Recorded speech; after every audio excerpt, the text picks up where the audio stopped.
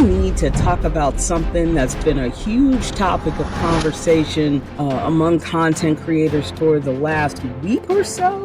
And when I first heard about it, I thought, nah, that's not possible. And the more I heard people talk about it, the more I thought, oh no, that makes perfect sense. And it is the concept of Black Americans as immigrants. What has come to the forefront in the last few weeks with all the ICE activity and deportations, people have started talking about why a majority of Latino and Hispanic people voted for the current occupant of the White House. Why is that? Because for a lot of us, myself included, it makes absolutely no sense. Why would you vote for someone who flat out said, we're gonna do mass deportations, and I don't care about you, I only care about your vote? Why in the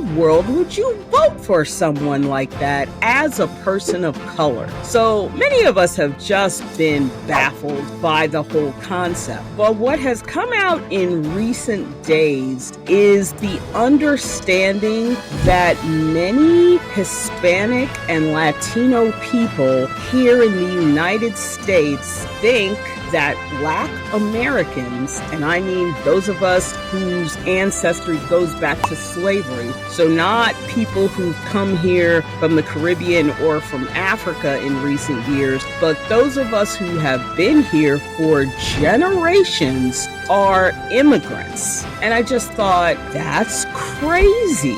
How does anyone think that those of us who are descendants of people who were dragged here and enslaved are immigrants? And so that took me down the rabbit hole this week of listening to a lot of different content creators and commentary from Hispanic and Latino people who've said that this is what they have been taught, both by white people and by their fellow Hispanic people, and why they thought that when he was running for election, the current president said, I'm going to do mass deportations. They honestly and sincerely thought that what he meant was he was going to start with the Black people, because to them, we are immigrants.